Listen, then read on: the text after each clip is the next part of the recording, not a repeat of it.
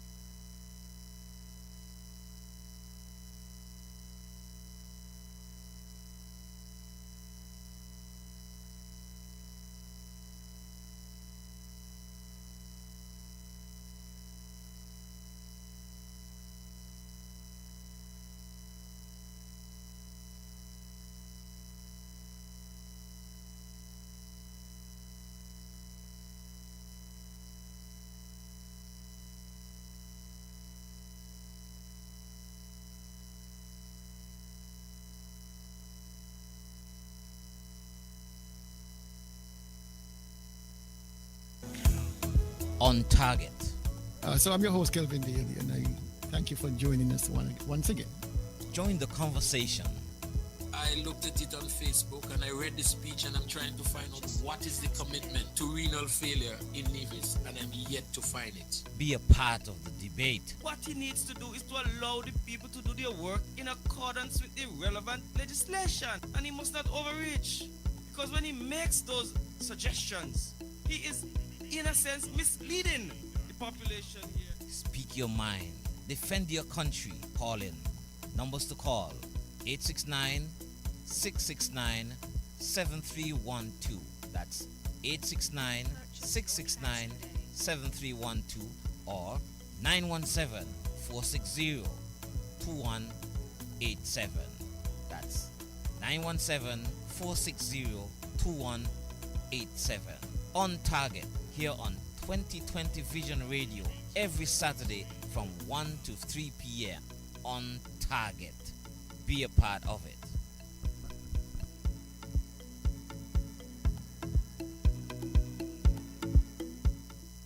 One thing, we want we land. We want we say. Everybody to that we going hold on today.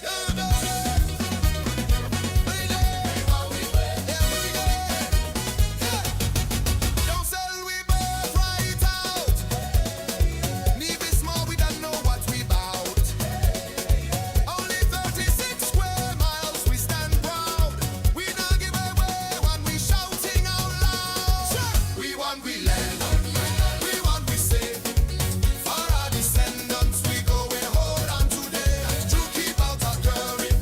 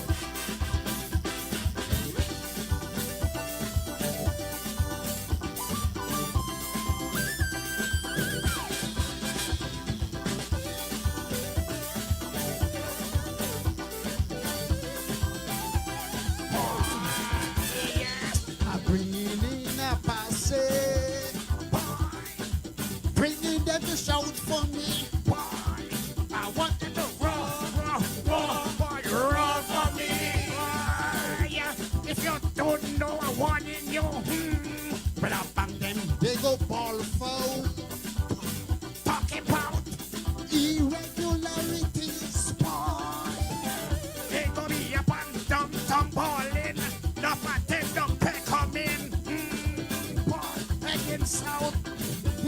I'm bringing in these Indians, boy. From the north, mi amiga and amigos. Como esta B&B da. La this fiesta, boy. Bring them to shout for me. I want them to roar, boy, roar for me, boy. I go be mashing down the complex. Yes, if they don't call me king, boy, I don't really like the doctor placing the campus suicide bomber, boy. Bringing them to shout for me. I want them to roar, boy, roar for me. Anything you want, you go get, boy. I'm mixing up the soca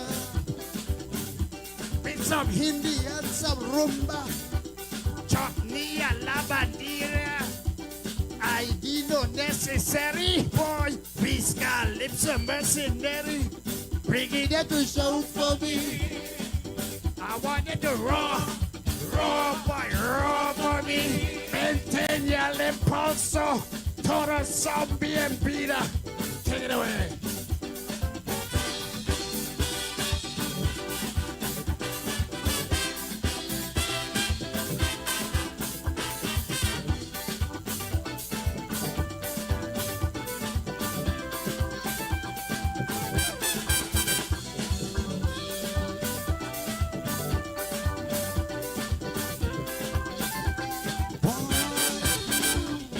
Local fans decreasing.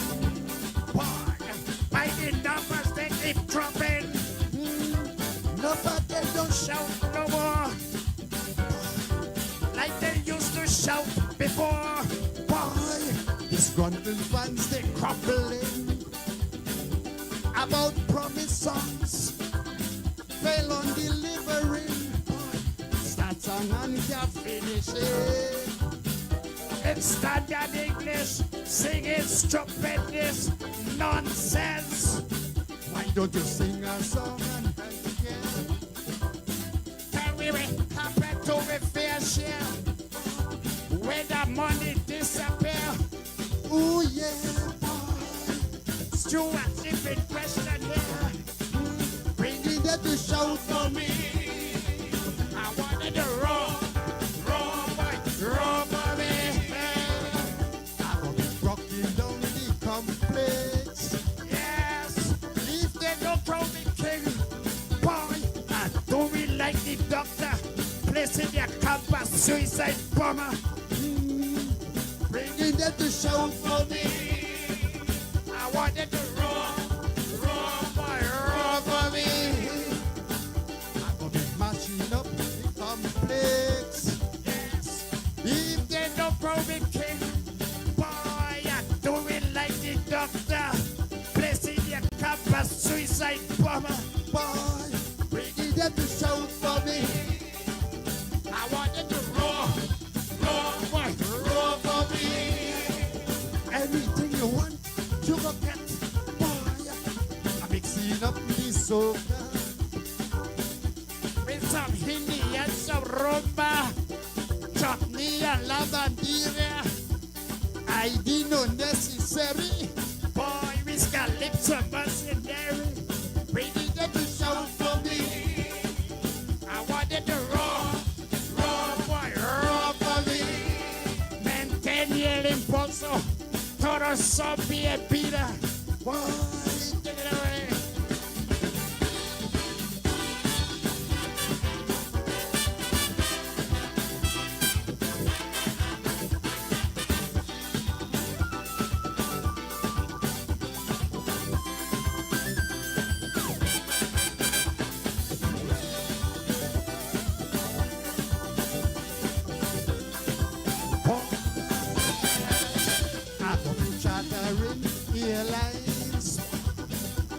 See bridge and see taxi.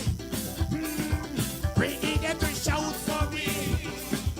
I want them to roar, roar for me. You don't know. You got to spend big money. If you wanna win monarchy, I go got the diaspora. 420 in my corner, boy. Share the life, boy. Press like, subscribe, sharing. All here the diaspora's king. Your king go be knocking down your airport. Knocking down, broken down Hospital walls. training geothermal. Let the Jewish people sing the song. These Hebrew boys don't understand. Begging them to Loud for me. I want to roar, boy, roar for me. Rocking down the complaints. Yes, if they don't crown me king, do it like the doctor president come back suicide bomber. Bringing them to shout for me. I want them to roar, boy, roar for me. Anything you want, you go get. Yes, I'm mixing up the soca with some Hindi and some rumba. chutney and la bandera. I need no necessary. Please got lips of mercenary. Bringing them to shout for me. I want them to roar, boy, roar for me. Prendete el pulso. Todos son bienvenidos. Keep the momentum. Everybody is welcome. Thank you.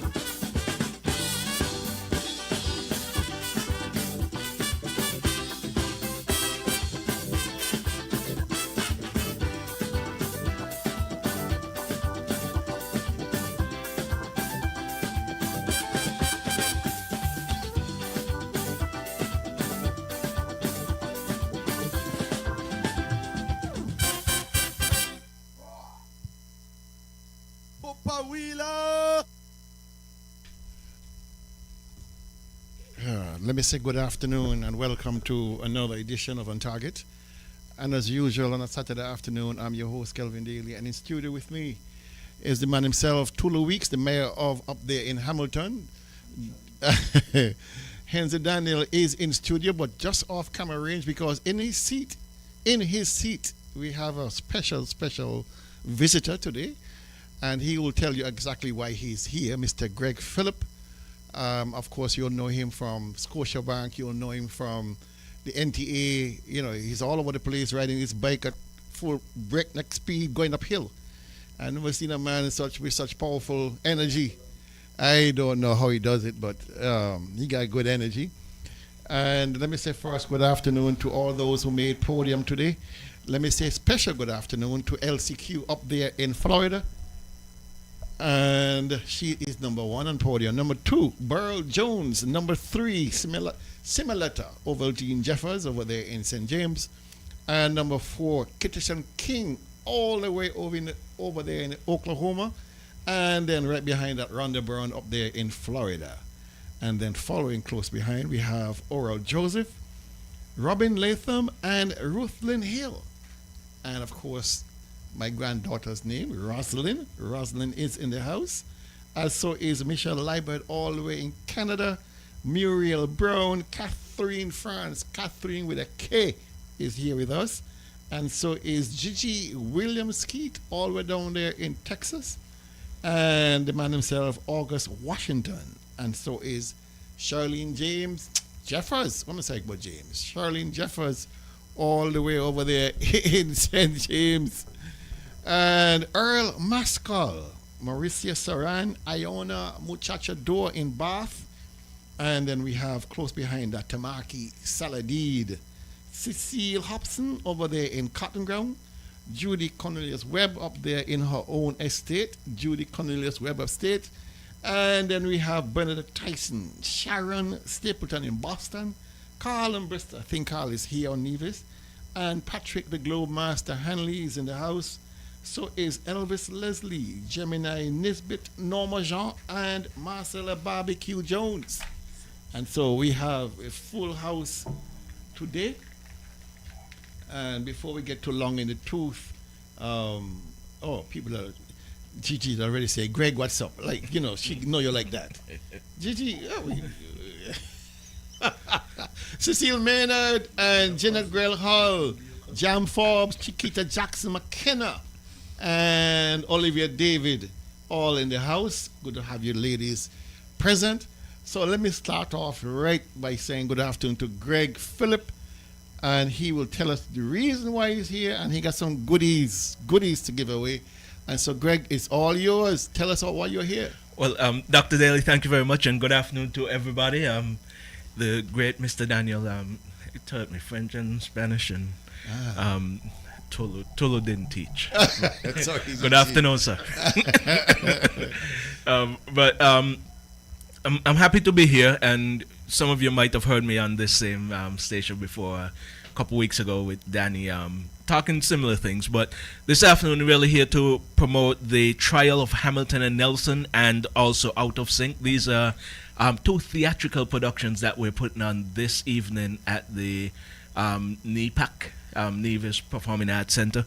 And the headline one is really the trial of Hamilton and Nelson, and it's exactly what I'm saying it is. It is a trial. It's a courtroom drama that is definitely based in reality. And when I say based in reality, all of us who grew up around here know that Nelson, Lord Nelson, and Hamilton, Alexander Hamilton, have been a part of our history here on the island of Nevis.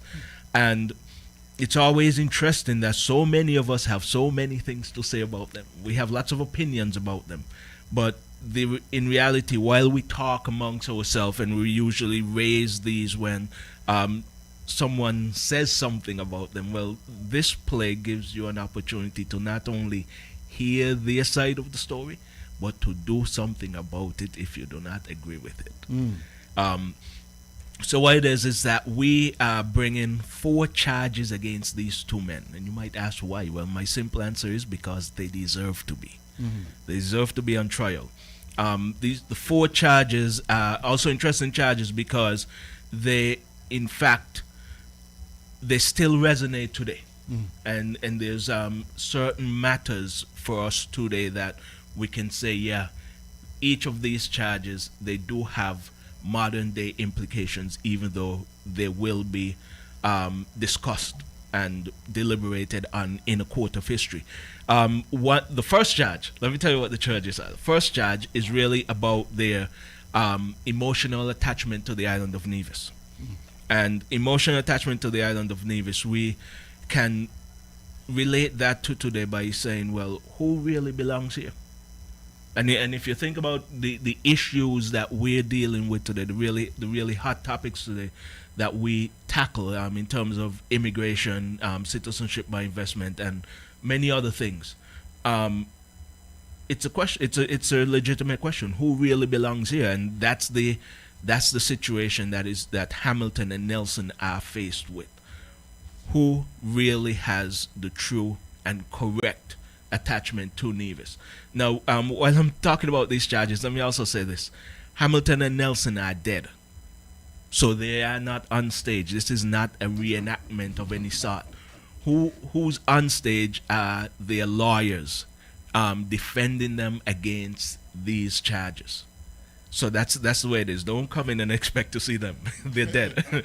And so while we have to go through these charges, there is also a judge.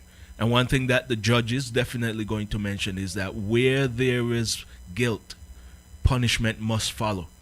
So something that you'll have to show up tonight is to figure out, well, how do we punish these 2 dead men, whichever one is found guilty in the court of history?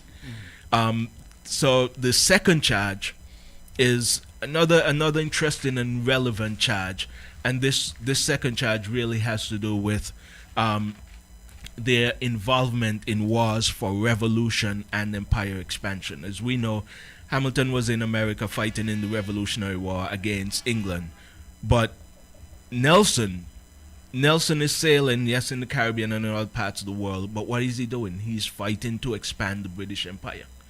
So they are definitely on trial for that. And today, in today's time, I mean, yeah, we deal with wars, and we have many things to say about wars. I mean, none of these, well, I can't say none of them are in the Caribbean because, well, we saw what happened earlier this year, where for the first time, in recent history, the Caribbean wasn't necessarily a zone of peace, but now there's wars across the world, and they're all affecting us. And every time you think about putting fuel in your vehicle, and now when you think about paying your electricity bill, you have to consider that. So they're on trial for their involvement in these wars. And then there is a rather interesting charge against them, which is scandalous behavior and breach of marital vows. Yes, but and say this is a charge that people are always intrigued by, and the reason is that, first of all, it gives some information that many people probably didn't know, but both of these men had extramarital affairs, and if you realize so far, every single charge that I've mentioned, they both face them together, which is the other interesting thing. As you search history, you realize that these two men, they not only have Nevis in common, but there's so many parallels in their lives. One interesting fact is that they were born a year apart, and they also died a year apart. They have Nevis in common. They had involvement in wars, and yes, both of them had these interesting extramarital affairs. When Hamilton's affair happened, the lady and her husband blackmailed him. Yes, and he paid them thousands upon thousands of dollars just to try to keep it quiet. Did it work? No, it didn't work. That's why we know about it. Okay. but yeah, we're dealing with that. And the one with Nelson's was interesting because, as we know from our history, Nelson got married here on Nevis in 1787. He got married to Fanny Nesbitt, a lady here on Nevis. They moved to England, but after Nelson got to England, Nelson had a rather public affair, I'll say, with a lady named Lady Hamilton. When Lady Hamilton's husband found out about the affair, he essentially accepted it. He didn't want to lose his wife. Yes. It was no longer her. The wife was no longer his. Well, it wasn't his alone, I guess you could say. But and no, it sounds funny, but the reality is, history tells us that towards the end of Nelson's life, all three of them were living together. Interesting. Yes, it's definitely interesting. That's very interesting. So It's beautiful. you see why I say that we have to bring these charges against them. And that is for their scandalous behavior and breach of marital vows. Okay. You definitely have to be at NEPAC though tonight to see how we deal with that, because in reality, it's a sin. Adultery is a sin, but it's not a crime. That's true. So what's the fourth charge? So how do we deal with that? Now the fourth charge is definitely the heaviest one. It's for complicity in support of the institution of slavery. Okay. And heavy, huh? of course it's heavy because it's something that we still have to grapple with and deal with, especially in modern day times when there's so many things related to slavery that are unreconciled. And I say that because yes, there's the push for reparations, but outside of that, when you break slavery down, you realize that the crimes against humanity that really happen, you're talking everything from kidnapping, all the human trafficking, the sexual crimes. I mean, these are things that people rot in jail for. Is there any reckoning to be done now? And who is to be held accountable? So we're really tackling some heavy issues with this. But while those are the four charges, the one thing that excites me most about this play is the fact that even though I created it, wrote it, and produced it, I have zero clue how it ends. I don't know how it ends. No one knows how it ends. Reason being, when you show up and you're in NEPAC, you are actually the jury. So the program that we'll give at the back, you realize that there's some QR codes back there. After each charge is argued by the You lawyers, can vote. you get to scan the appropriate code and register your vote. Which one of these men you think is more guilty? And as soon as you touch that button on your phone as to Hamilton or Nelson, whoever you think is guilty, it goes straight to the director of historical prosecution. Yes, we had to have that, so that person collects the votes, and then at the end, the result is handed to the judge, and the judge will let you know who won and what the punishment is going to be. And I mentioned the director of historical prosecutions. It's not the DPP, but we had to do something like that because the question was, someone asked me while I was writing, why would anybody care about these two men? And so I had to write a part in it so that there can be a public indictment before the trial actually starts.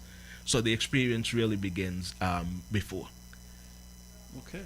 So I'm holding my hand, this poster, Yes. and I recognize Jervin Swanston. Ah. I'm assuming that he is the prosecutor. No, He's no. not.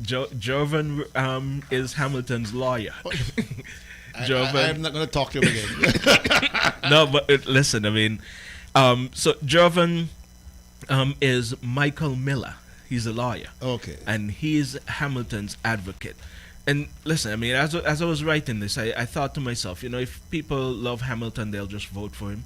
And if people love Nelson, they'll vote for Nelson. But as the story developed, and as I really had to pay attention to real courtroom proceedings and being true to how legal arguments would work, one thing I had to do was to make sure that I presented with as much reality as possible. And that being said, I realized that the audience, as the jury, really do have a heavy task because they have to decide. And the arguments on both sides are quite solid and quite convincing. And so, yeah, it's something that I'm inviting everyone to come out. So, Trial of Hamilton and Nelson tonight, and then right after that is Out of Sync, which is we're partnering with Center Stage. And when I say we, I'm talking about our company, Nevis Sun Tours. We're also now partnering with Center Stage, which is the theater group here on Nevis. They're putting on a production, which is a rather interesting one, about called Out of Sync, and it's really about relationships, marital relationships. So that is also something that is quite current and something that I think that everyone is going to be able to participate in. If you haven't purchased tickets yet, please show up. And Dr. Daly has 2 pairs of tickets. 2 pairs. Yes, that means 4. 4, yes. For 2 couples. Oh, couples. Well, it's up to you how you want to do it. Whether you want to give it to 4 people or to 2 couples. Well, later in the program, when we have more viewership, make sure everybody get a fair chance. Yes. We would offer by simply calling in and requesting. We got 4 tickets, and so if you call in and you only want one, then you need one. Or if you have a pair, then you get a pair. No problem. Yeah, it's So 7 p.m. tonight. 7 p.m. tonight at Knee Park. It's very interesting. Yes, bring your family, Dr. Daly. Oh, it's very interesting. There's food at the canteen on sale. So I know you say you were going to dinner with your family. Yeah, we've already taken care of that. Okay, I think you convinced me. Okay. Well, Greg, I just want to thank you very much. Just before he goes, Yes. he mentioned ticket, but I haven't heard the price of the ticket. Oh, 100. Yes, $100 EC dollars, and it's 2 plays. Yeah. Yes. Can't be the price. You've changed your mind. You thought it was 1,000, but no, it's only 100. Well, Greg, I do thank you for coming in thank you. and sharing this wonderful story. I'm intrigued Yes. by the whole concept, and I appreciate the fact that your whole line of actors Yes. are all local guys. Exactly, and that was important to us because I think that authenticity is very important, and the other thing that's really hidden in this, we've had 2 performances so far in Nevis. It's amazing how many people I've seen showed up more than once. But in addition to that, what's also interesting, what I realize, what really intrigues people is that it's not just about what's written, because they're not reading the script, they are performing. And if Jervin, who plays Michael Miller, Hamilton's advocate, and then we have Clayton Huggins playing Nelson's advocate. We also have Shamika Sutton. She's also on Nelson's side, because we had to bring that heavy charge at the end. We had to bring in special counsel to deal specifically with the charge of slavery. But if any of those, what I find, if any of those lawyers are off their game that night as it relates to their acting, it influences the outcome as to whether or not they win. Somebody go in jail. Well, we can't jail historical figures who are dead. Yeah. So, well, thank you, Greg. Thank you. It was a pleasure having you. Have a good show, guys. Appreciate being here. Appreciate what you're doing every Saturday. Very very good dedication to the cause. Thank you very much. All right. All the best. Thank you. All right, folks. We're going to take a short commercial break, and then we'll be right back.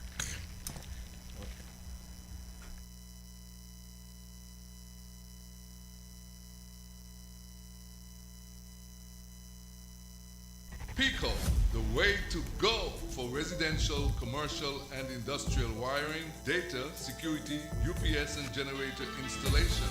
When you need electrical work done now, done right, done at an affordable price, contact Finney's Electrical Company. Call or WhatsApp 665-1916 or email pico_1166@yahoo.com.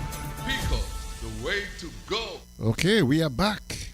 A very, very interesting conversation with Greg Phillip about the trial of Nelson and Hamilton. Very interesting stuff.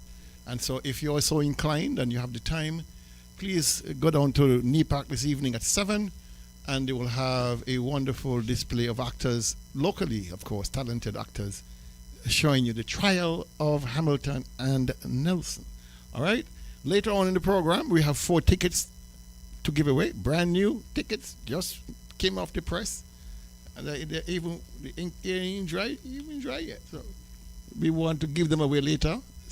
By a simple phone call, no questions, no answers, just a simple phone call, and said, yes, I want to get a ticket, or 2 tickets if you're a couple. All right? Thank you all, and then later on we'll make these available. All right? Okay. Breakfast this morning. We have a breakfast report to give because we had a late start because of the weather. It was we started about a half hour or more later than we normally would start. The rain was beating down there by the bypass, by Papa's Grill, and a lot of persons would have gone to the show last night and gotten wet, but they enjoyed us. I suppose they enjoyed themselves. So we do thank all the sponsors, all the donors, all those persons who made it possible that we had a breakfast this morning. It was a bit, we finished a little later than normal. A lot of stragglers because people came out from the show late in the evening, late in the morning, and went home, took a rest, and came back and tried to get breakfast. And we were there till about almost 10 o'clock. Yeah. It's unusual. It's unusual. Normally by 9 o'clock we're home resting, but this morning, due to the shows and the weather, persons came a bit late. But nonetheless, we appreciate all those who came out and made it possible.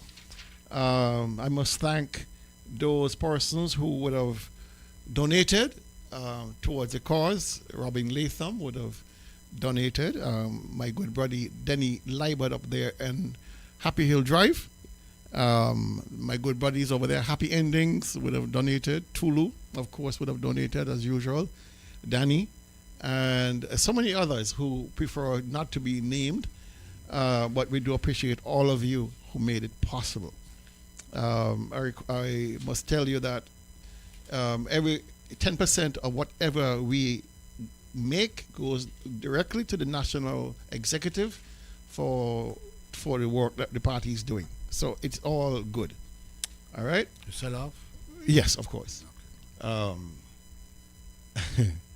right. All a short update. A short update on the poultry processing plant, gentlemen. No, just before you go, Gingerland too, Kel, had a soup. Oh yeah, they had Gingerland constituency had a soup sale. I didn't get none. There was fish soup, lentil soup, and the one which I think you would have like tripe with mutton. Yeah, they normally would save something for me, but Carlin must be said the sales were going fast. Yeah. So people who get in free can't expect to get free. I normally pay. Don't play me. Oh, okay, well. Don't play me. I buy my stuff. I support. When I called her, she said it's going fast. Yeah. I mean, double whammy. I mean, NRP in St. Paul's, NRP in St. George's. NRP can be in the 5 constituencies. We out there rolling, man. In the 5 constituencies. As a matter of fact, when I was on a delivery this morning when Dr. Hodge pulled up, and she says, I just came from Gingerland, and I said, well, you're going to get the best breakfast in Nevis. She said, when I get home, I'll tell you. All right, so it was all good. It's all good competition. So in terms of the update on the poultry processing plant, some bad news to report. There is no good news, and there is no update to speak of. You're getting like the premier now. I'm telling you, right? It's almost unforgivable.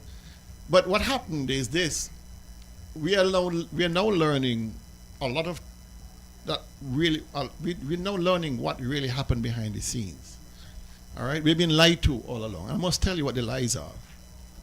We were made to believe by the premier and by the deputy premier that the Taiwanese were funding the project in the tune of $577,000 US dollars, which is about 1.3 million EC dollars. We were told that. Yes. That the bill would be the building will be paid for by the Taiwanese, and that is furthest from the truth. Seems to be destiny. Furthest from the truth. I do not know why they feel the need to lie so incessantly. It works. It doesn't work because they are always discovered. True. You know, and so when they started to really investigate, it turns out that the $577,000 given by the Taiwanese, it actually was 25% of the monies given by the Taiwanese.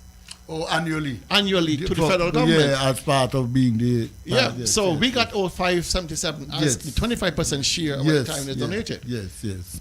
And so from that 577, a portion was used to enhance the draining and the parking area down at Malcolm Gishard Park, down by Sunshine down there. Yeah, yes. Part of the money was used for that. Mm-hmm. And then the rest of it was used as a down payment to the contractor from Canada for the poultry processing plant, with the idea that is the seed money to start, whereby after that money would have run out, then the NIA will kick in their own money. Yes. That is the problem. The NIA has not been able to kick in their share of the money, and that is what's causing the delays in executing the project properly. So you got the start and stop issues. The NIA, the second lie is the global cost of the facility. Now, you would have heard the premier and the deputy premier say that the initial cost estimate that was in the budget for 2024 was $3.6 million, and that it was prohibitive. They couldn't do it because they didn't have the kind of money. And that is where the Taiwanese came in. Right? So they made it seem as if the price was so much lower than it was actually in real life. All right? Now, the project will cost over $3 million. The project will cost over $3 million. They made it seem as if the 577, which is $1.3 million, will be sufficient. It's nowhere sufficient. But you know the cost of these things. It is not sufficient. All right? So they were perpetuating this lie on the people of Nevis and making it seem as if, it wasn't a money issue that stopped it. It was a logistical issues, all this nonsense. It's not. The money has dried up. Pure and simple. The money is not there. Pure and simple. Kel, I had a reason to be in the area, so I went to have a look. at this prospective poultry plant, and I saw a lot of concrete has been put in there, and there's a lot of steel coming out of the wrong. And I'm saying to myself, understanding how things go, I just want to share very, very briefly. In government, we are doing a project, and we'll sit down as a cabinet and we'll say, okay, you're doing a poultry unit, fellas. When we start, we want to make sure that we could go right through. And then the Premier or Minister Hector would say, okay, if something happens, we have some funding agency here, which would, if the money doesn't come through, we will get an overdraft or something to make sure the work continues. Because you would know, Kelly, in terms of the delivery of the project, the more you stop and start, isn't it more expensive? Every time we stop and start, there's issues of remobilization. Exactly. And of course, the initial concept was that they're going to use a new technique. You use these metal forms, and they will pour the forms, the concrete. And one of the big issues that came up was that none of the reinforcing bars, the rebar, came with the forms, so they had to buy locally at very high prices. So that is where a lot of the money that the NIA put up went. Right. But you see, girl, that's what I'm saying. When you're doing a project and your name is Minister of Government, you have to get on board all of the issues and all of the people. So this matter of the rebars and so on, that is something where if you were in the discussion, you would begin to say, fellas, how are we going to deal with this? And where will we get them from? So that when you start, the things continue. How is it? And I just want to ask the Nevis voters this. How is it that this didn't happen under the NRP government and we had far less money? We are a strange people. I mentioned when Daly mentioned that the government was caught in a lie. I say that it works. And when I go back into the history of the CCM party started on lies. They continued on lies and stayed in office for 15 years. We had a government that changed, and you're right, we did things and did things to completion. We were told that we were doing too much. And then we put back in a government that is running on lies. Mark Brantley began his political career saying that he had $1 million that was given to him to assist underprivileged children with their education. Winsome Foundation. Nobody knows what happened to that. I haven't heard one person said that they benefited from that. And you look at his track record come down the line, that he is a bare-faced, pathological liar. You look at the administration that he now leads, every one of them inside that administration has been corrupted to the point that they lie just as bad as him. The only reason why we are not hearing more of them is because he does not give them the privilege to be out there on the air as often as he is. But they are just as bad or even worse. But when we look at us as a society, we are the ones who give them the right to lie, as it were, because the more lie they tell, the more people support them. And the more truth that we tell, the more people hate us. I think is Junior, but it's what is his name now? This famous American black activist. He said, truth always under the scaffold. You're cutting it to pieces. And lies are out there running up and down the place, full speed ahead. And this is what we have in our society, that we allow lies to take over, and it is gaining more traction than truth.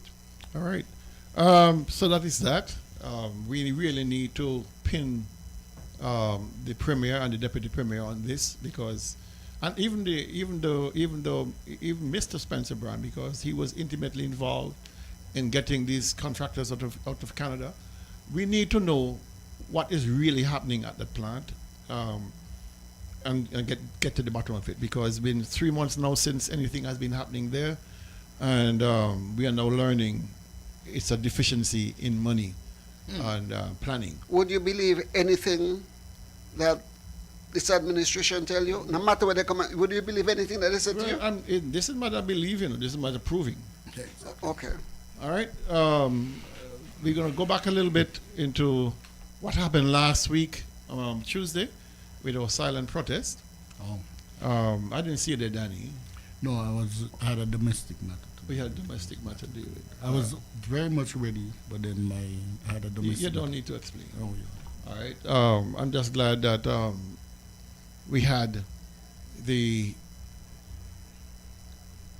good fortune of good weather. It was kind of hot. Kind of hot? It was kind of hot. But the kind of people that showed up at that rally were the right people. MP 11 was there, and this guy is fearless. I'm telling you, Carlin Lawrence, the lion, Iron Door, my two brothers, Carl and Hugh, who were visiting, but they said they couldn't miss it. Patty Patterson was there. Tulu Weeks was there. Of course, Dr. Hodge was leading the charge. Who else was there? Valerie Thompson. Valerie Thompson was there. Stoneman Williams. Yes. Were there. That is true. And then what is her name now? Oh, Marisha. Marisha was there. Marisha was there. Maureen Webb. Maureen, of course. Webb was there. Just when we. Zell Hanley. Just when we close out, Charles and his sister came. Yes. Yeah. And that's when they came. So it was I think whoever called the police on us did us a favor. They did us a favor, believe me, because that piece of video went viral. All right, the whole protest, as silent as it was, it has been the most shared activity we've ever had. You see, how you gauge success on Facebook or any social media, it's not so much on the number of likes or comments. Look at the number of shares. People were sharing that video. It's the most shared video I've ever produced. And it tells you people have a keen interest in what is happening. All right? So that protest, as simple as it was on the outside, people are still talking about it. The accolades are pouring in to say, well done. Stand up for your country, stand up for your rights. And I genuinely believe at this point in this struggle that people have woken up. People have woken up, Tulu. People are not asleep as they're thinking. People have woken up to the fact that this thing that we are fighting represents the greatest threat to the existence of Nevis, and by extension, the Federation of St. Kitts and Nevis. And so I do appreciate the NRP executive. I do appreciate the NRP supporters. I do appreciate all those who took the time to share the videos with your loved one, your friends. They shared it on their Facebook pages, their Instagram. It was widely shared, and that tells us people are indeed keyed in. They're locked in to this fight for the survival of Nevis. I think I have committed, and everything that is anti-destiny, I'll be there. Got all the other things. And I think somebody raised the question. I think it might have been Mario Philip who raised that question, either at its launch or subsequently. He says, look, when history is written and you are asked, where were you during the protests, during the marches, during the call-in programs, where were you? Did you take part? No. It's like something I remember Jesse Jackson saying to George Bush in America. How come you were not at the march in Washington? Where were you? You didn't have to ask your mother permission. You are an adult. And that if you were so interested in people, you'd have been there. So I think, Kel, part of this is to say we are inviting the Nevis, commending them for coming, and also inviting them to be part of history. Because I believe, Kel, I really do believe that Destiny and its supporters are working out everything that they plan to oppose destiny. I hope only a few people go. I hope this don't go. So the moment we send, but they can't do that this time because every week in social media and also on these protests, there's a mountain of opposition to them. And I want to say that we must continue that opposition. I am still trying to figure out why the police was sent to investigate or interrogate the protests. We were not inside the gate of the building. The yard is fenced, well fenced, right? There's a gate where the gate was not blocked. People were going in and going out, do their business and walk in. We were not. So what was the need to send police? Just because our presence is intimidating? Somebody was uncomfortable, obviously. Somebody from the building would have called down to the Charlestown police station and registered the uncomfortableness with the superintendent of police, Theo Nevis, and he would have dispatched, quite rightly so, if a request comes in that there's a situation that is unfolding, it is the duty of the police to show up to make sure that everybody is in order. I think the argument is a legitimate argument, Tula, you're making. We were in the parking lot. If a vehicle had approached, we'd have simply moved out the way. Yeah, I don't think they were. Of course, nobody was trespassing. No. And how do you even trespass on a public, building? But for peace sake, and it was indeed a private, a silent protest. It would have really been contrary if we had engaged in some big conversation with the police about short still law, exactly, why we need to move and all that. So we simply complied and moved back.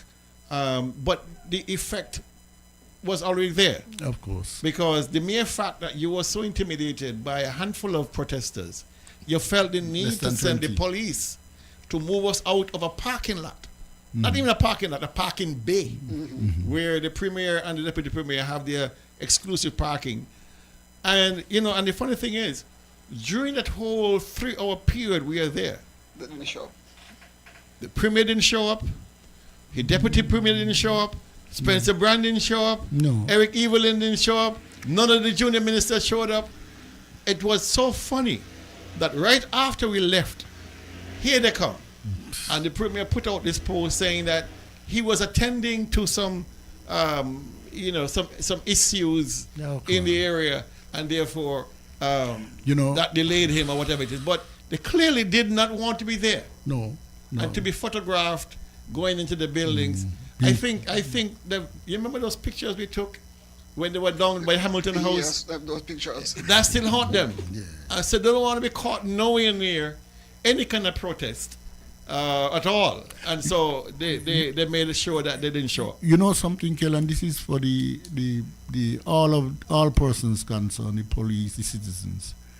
Nevis is behind in terms of protests in the rest of the Caribbean. We have to get accustomed to protest and to silent or noisy or marches, because it seems as though, because it doesn't happen so often, they call the police as if to say it's something so unusual. I am just saying that in the rest of the Caribbean, these are normal things, and most importantly, in a democracy, you're supposed to have these things to send a message. I think it was John F. Kennedy who says that when a society begins to pour cold water on protests, it is sowing the seeds for major trouble in the future. In Montserrat, they closed down the government, the whole country in 86. In Dominica in 1979, they bring down a whole government, the Civil Service Association. So the Caribbean is full of examples of people protesting. Nevis is catching up. Maybe we need to have one next weekend. I just think that so that the police... I think people are becoming more comfortable. Right. And I think the protest march in town... The one 2 weeks ago. Being so quite successful. People are now paying attention. Huge. All right? So, look, we got to move on, fellas, because this time is running down. So, I got so many phone calls and conversations regarding the premier calling into Freedom yesterday to continue his PRO in favor of Destiny. Lies. You know, and so I was not in a position to listen. So, but I've been given bits and bits of what transpired, and so I know I spoke to my good buddy Ira this morning. I would have phoned him to ask him what really transpired, because so many other folks have called me, and so if you're listening, and you want to chime in right now and tell us exactly what transpired yesterday on Freedom, please do so. But until you call, anybody else who want to call in and weigh in on the conversations on Freedom yesterday, you were listening to, Lou? Yeah, I listened to some of it, and I am one of the individuals whose tolerance doesn't go as well with people lying and disrespecting me. But it came out because they were discussing the saga over the statement that the Prime Minister made as to whether or not the Destiny project is dead. And so Juni would have called him for him to give an update about 4 matters he said that the Prime Minister, the Federal Cabinet wanted to clarify, and that they qualify to get the approval, give the approval basically for Destiny. He never said what the 4 matters were. And I was hoping that they would have asked him, what are these 4 matters? What are these 4 pressing matters? He did indicate that he was not there at this high-level meeting, that Spencer Brand was there and somebody else and somebody representing Destiny. But I cannot say that you have high-level meeting and your deputy premier is not there. You are not there. It's Spencer and somebody else there with Destiny. The Prime Minister was not there. Nobody of any vote was there, because I wouldn't call Spencer a person of vote in terms of being able to articulate himself politically. I mean, we have seen what he has done here. And so it came down to him again going on to this diatribe, basically attacking, and I was saying the Gaskels, that they're people who came in, them are from Nevis and they are involved in Nevis and all sort of crap. The bottom line is the premier lied. He took out his text on Sinkit. Sinkit is trying to stop projects on Nevis. He still compare Destiny to Four Seasons and Marriott's and those kind of things. The good thing out of it is that, well, I was angry to a point, because I believe that Sam, Dr. Martin, and Juni should have stopped him and let him know that he's been dishonest. Okay, but they did not. They allowed him to go through, and when he finished, I will give Sam a whole lot of credit. He said, Destiny is not good for Nevis. Okay? And I'm saying that I wanted him to tell Mark Brantley that when Mark Brantley is there, to hear what Mark Brantley's response would have been. When you tell him straight up, Destiny is not good. But you don't remember what Eric Williams used to say? Let's take this call here. Yeah? Good afternoon, you're on target. Good afternoon. This is Livingstone Williams, a.k.a. Stoneman. Good afternoon, sir. Well, good afternoon. Well, I am a landowner. Carl Manners is a landowner. Janet Gray Hull is a landowner, and I think that we all called him repeatedly about this project. So for the Premier to say, to his knowledge, he knows nobody or nothing. He's cut me off when he's ready. He's cut Carl off because we say things which he does not want to hear. He's gone back to this narrative of that the land is just washing away. Well, if it washes away, it's our land to wash away. We do not want to sell to the Destiny project under the provisions of the project which I have seen. So if they have modified it or whatever, I still won't sell to them, because I just look upon it that they are just withdrawing for now with the intention to buy and bribe, because they've shown their propensity for bribing anybody or anything which they need in the future. So let me get this straight. The position of Mr. Brantley was that the landowners want to sell. He said the landowners want to sell. But if they want to sell, why haven't they sold? Well, this is it, and only 30% of the land which they have attempted to purchase. So who is he blaming for the landowners not to sell? Who is he blaming for that?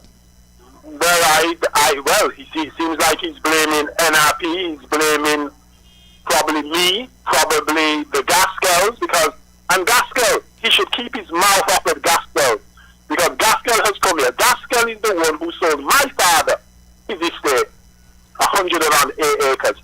So for him to try to say Gaskell is some kind of colonizer or somebody who's just grabbing land, the people who have worked for Gaskell, they could attest that Mr. Gaskell has sold them lands for maybe $1 a square foot, maybe even less, I don't know.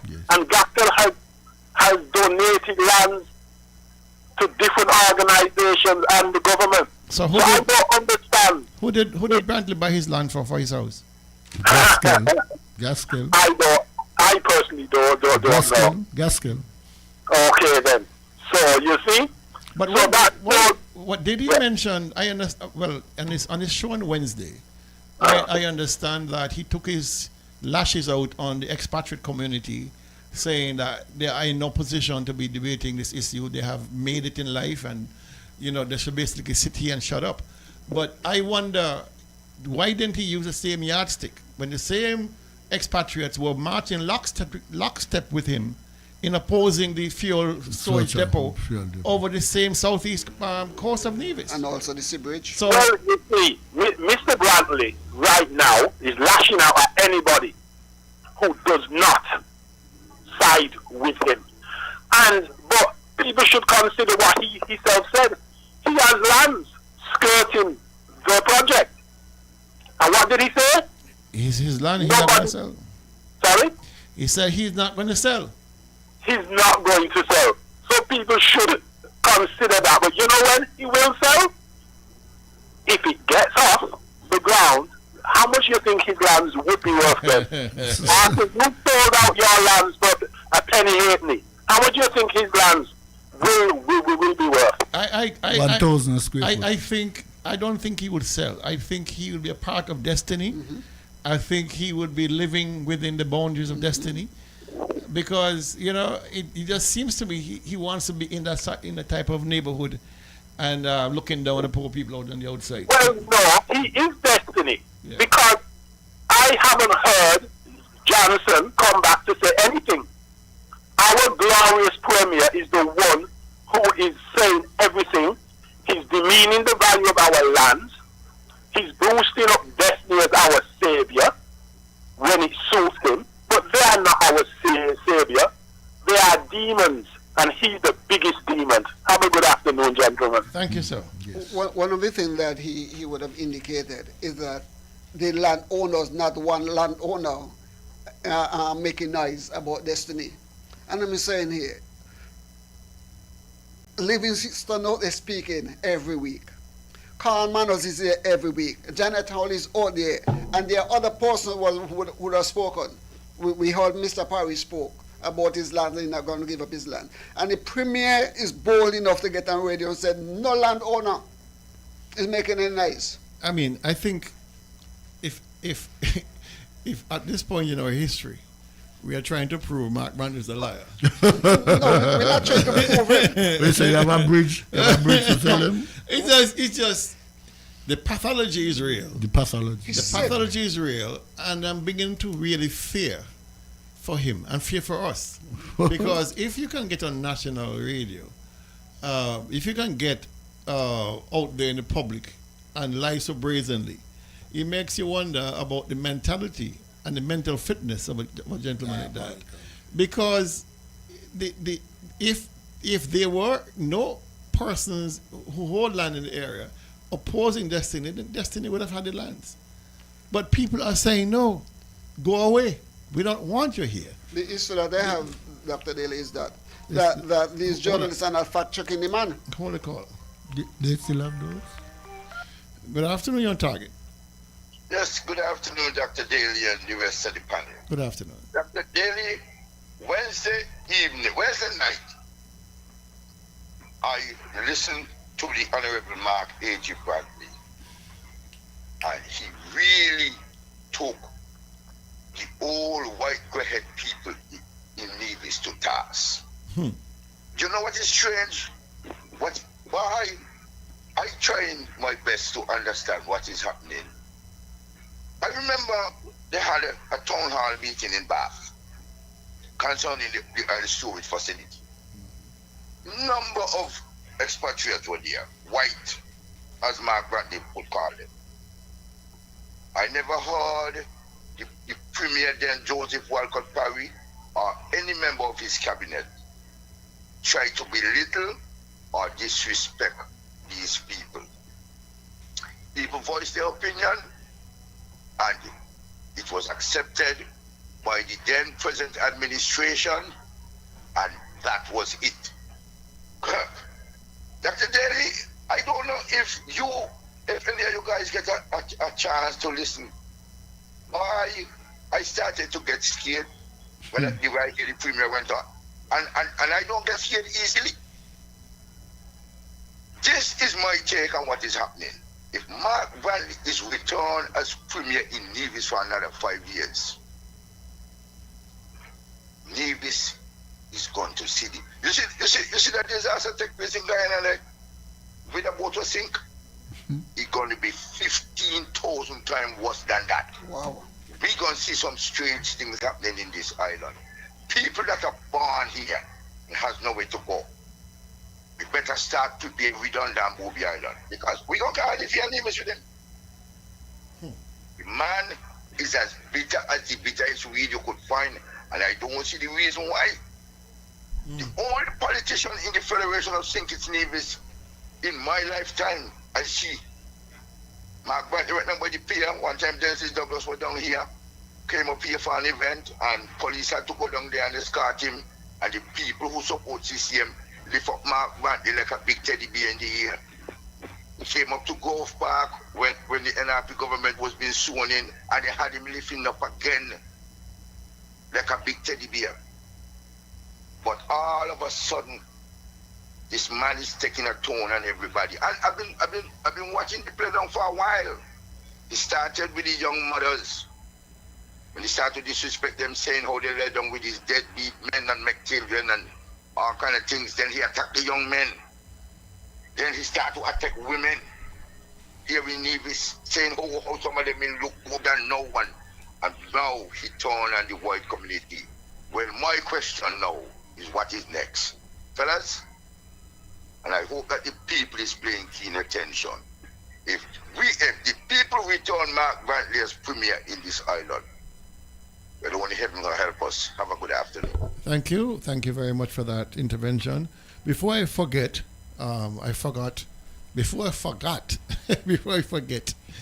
we did have a donation by my good friend Julie Swanston down there in St. Croix.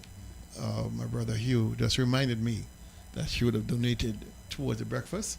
Thank you, Julie. And Elroy. And she always donates, believe me. It's not a one-off. She's very keen and locked in. I'm certain she's listening. Yes. And so, Julie, thank you, my dear. And whatever she is doing, Elroy is 100% behind it. You think Elroy could stop Julie, huh? Actually, he's 100% behind it. Let's take this call. Can't separate those two. Good afternoon, you're on target. Good afternoon, Mr. Daly. Good afternoon. You know when I gave up on the Premier? When? When they had the town hall meeting, and he asked if those in favor. Oh, yes. And there was a resounding no. And said in front of everybody, the ayes have it. I said, this is not a normal person. Something is not right. I don't know what it is. I can't diagnose. But you cannot be so barefaced amongst your own people. The people who you meet every day, the people who know you, the people you grow listened to a program yesterday afternoon, and I don't know where we are because the premier, I wouldn't say call him because I think Junior Libert called him to ask him about where do we go from here. According to the letter from the Prime Minister, some things got to be sorted out, go back to the committee, then come back to him. The Premier said that it has been sorted out already when he had the meeting with Jensen himself and the Prime Minister. You know what worries me? If there's an issue with Sinkis Nevis, I don't think Jensen had any call in it yet. When it is sorted out, let him know where we stand. You will or you will not. But for him to be in there negotiating, he's one of us. He done got destiny. Nevis done boss. Because if the Prime Minister and the Premier there, but what happened to him? What name, what title, what does he carry to be there with them?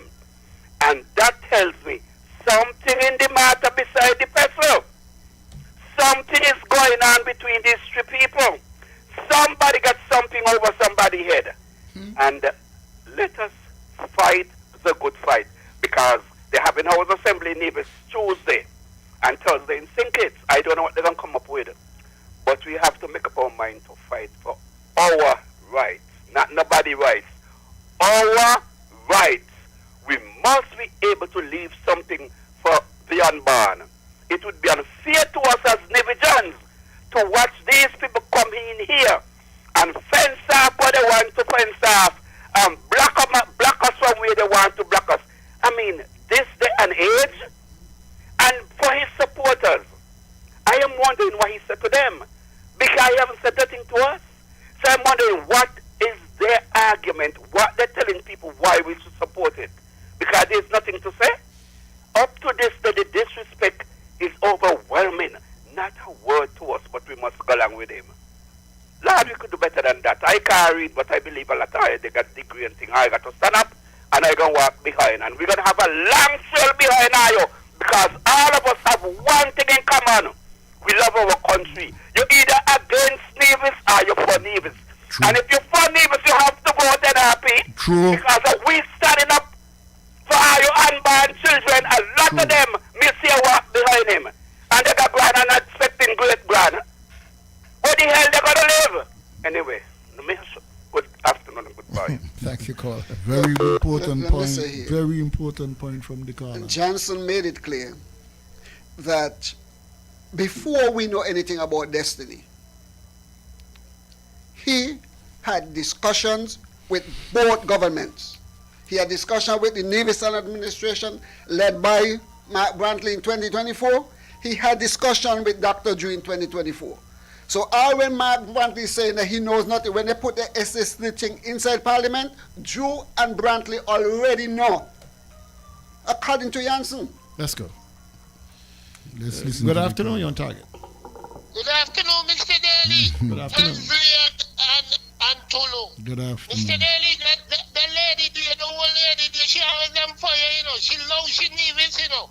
She loves she Nevis. I asked myself in my penthouse here, if these young divisions ain't shame for how this woman representing, God bless her. I always love to hear. I want to say good afternoon to Julie Swanson in St. Connive, my cousin, the first cousin. The first Have cousin. a good afternoon, Julie. Jamdong is here fighting. We're going to fight like hell. They're not going to get away with that.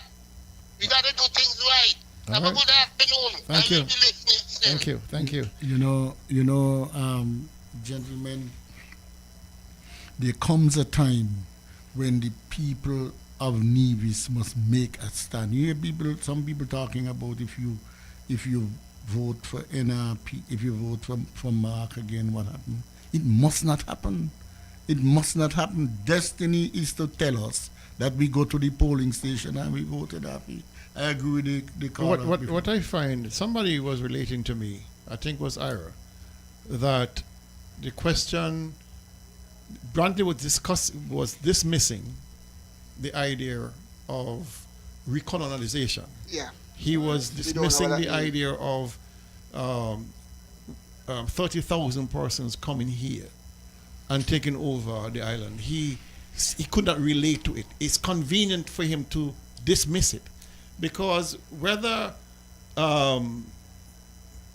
they work out whatever 4 issues they have, what never changes is the quantum, the amount of people 30,000 that will be coming resident on Nevis, just 1 mile away from Charlestown, where I grew up. Irrespective of any and everything else. It's madness. Any country, any leader who simply wants to whitewash history, who wants to pretend that history never occurred, who wants to believe that history is something for history buffs that belongs in the history books. Those who fail to recognize history will relive it. Will of course. Will relive it, and that is the danger when you hear a premier of a country agreeing to put 30,000 people in Nevis and 13,000 people, that is intending to put us in our place and whitewash us.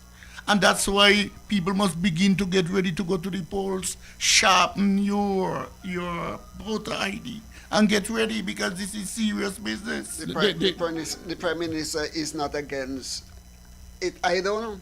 I am not interested in that. But this is what is happening in Listen, Nevis. whichever way it goes, Nevis. whether the Prime Minister signs or does not sign, this will be a referendum on the leadership of the Dr. Drew and the leadership of Mark Brantley.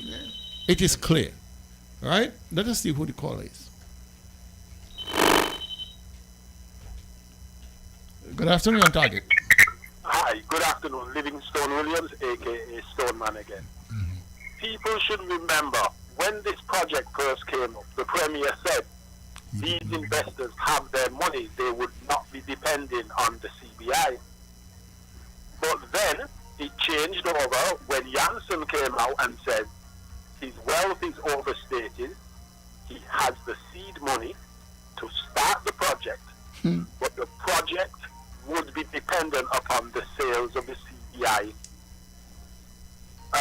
receipts, the CBI revenue. So now that our glorious Premier has seen the writing on the wall for the CBI, you realize that he's changed his mouth again and said that the people have got their money to spend.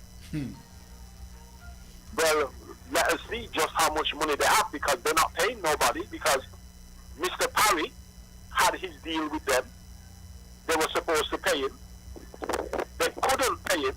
I have to say they couldn't, because I would have thought that Mr. Parry would have been the apple in their eye. Then they could have run them out on everybody.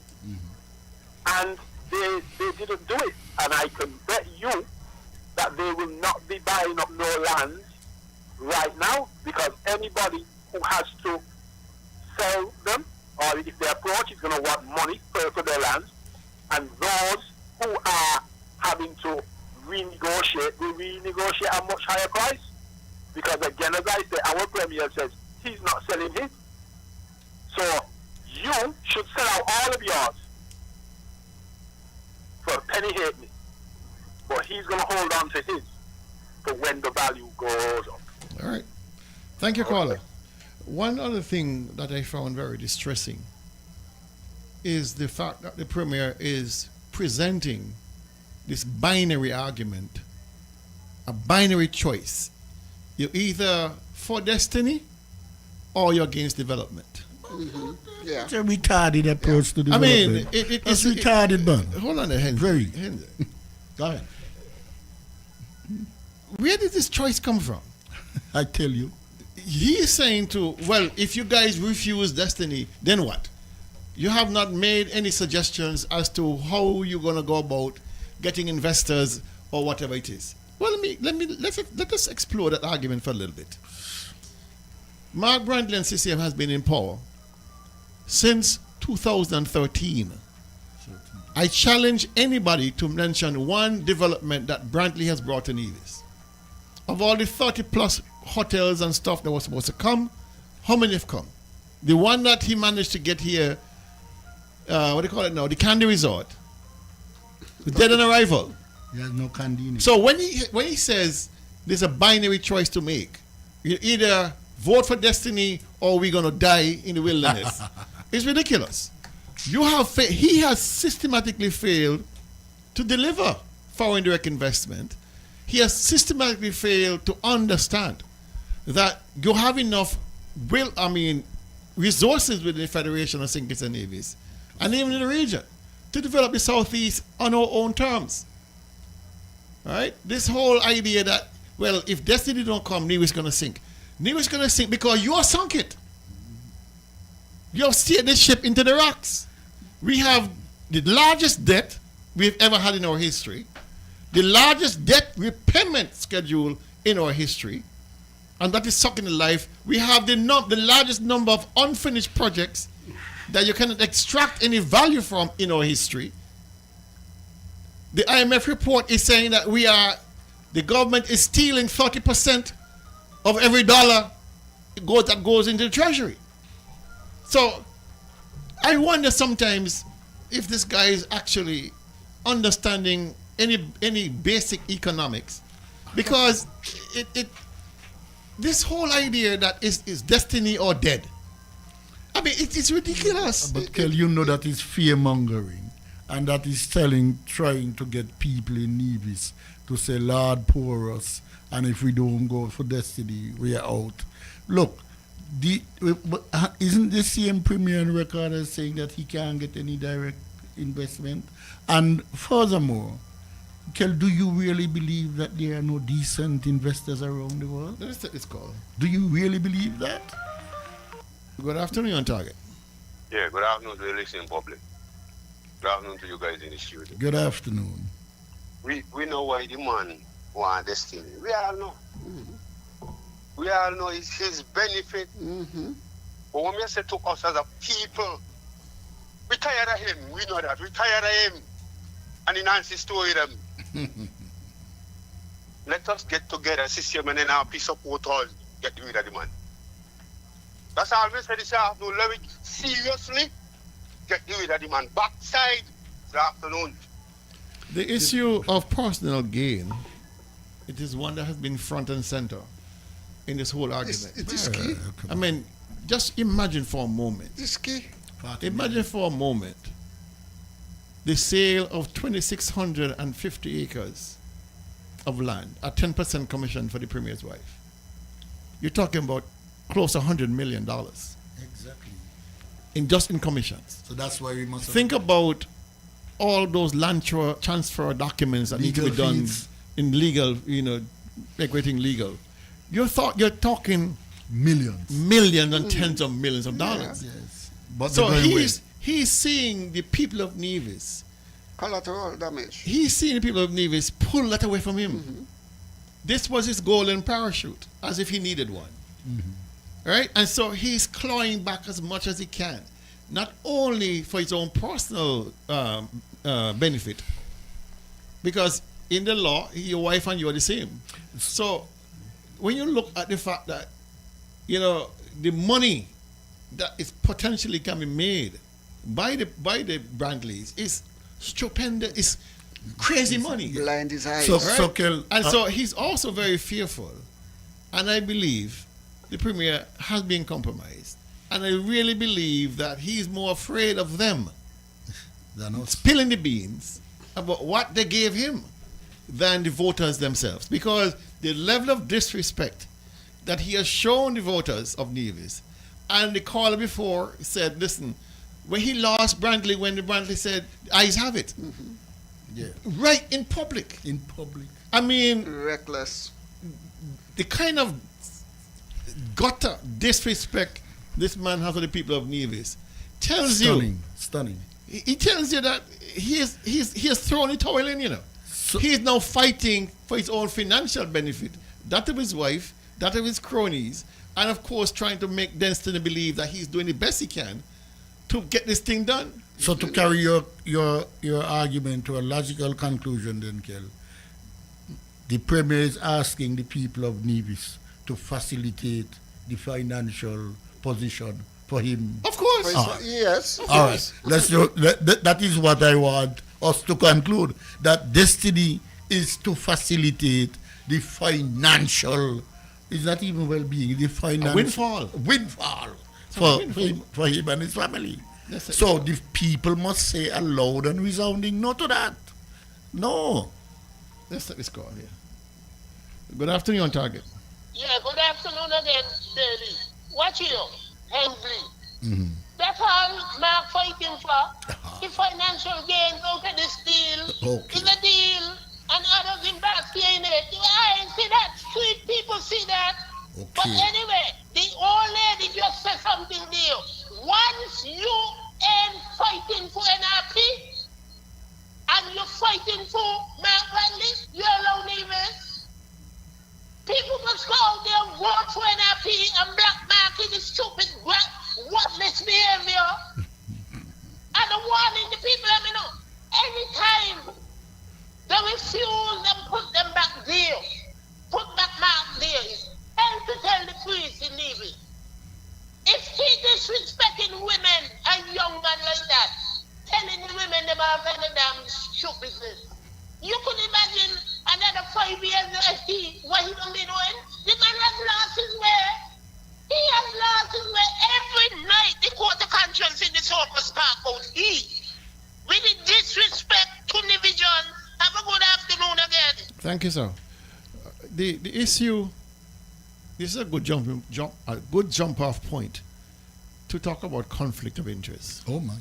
It's a good jumping off point because the Premier has basically denied that there's any conflict of interest simply because his wife, as he describes her as an independent, hard-working lady who has built a business and he has nothing to do with it. All right? Now, I want you to take a moment and go on ChatGPT and Google conflict of interest. Because it clearly states some very interesting things. And it says, under most government ethics laws and institutional rules, a spouse's financial interests are legally imputed, or means attributed to the officer himself. Ethic rules treat a spouse or immediate family member, if they gain financially, they treat them the same as if the politician gained it. There is no daylight basically between the financial gain of the Premier's wife, his children, and the Premier. No. The law, in the eyes of the law, they're the same. Same thing. I mean, one and the same. Right? So if the Premier's wife is deriving a financial benefit from the Premier's actions, then of course it's a conflict of interest. It's cronyism. All right? What is very interesting, when I read through the Integrity in Public Life Ordinance for Nevis, it speaks about these very same things, that ministers ought to avoid situations that create even the perception of conflicts of interest. But you know what it doesn't do? There's no penalty. Okay. It doesn't outline the It does not outline or prescribe a penalty. No. That's unusual. It's very unusual. Because so it's basically saying, boy, Tulu, no. You know, I don't want you to steal that mango, but if you steal it, no. Is that right? Because why I say it's unusual, Kel, is that the Integrity in Public Life Commission in Trinidad, that's Trinidad. When Pandey, no, what I'm saying is that when he was found to have the $1 million, he tried to extricate himself.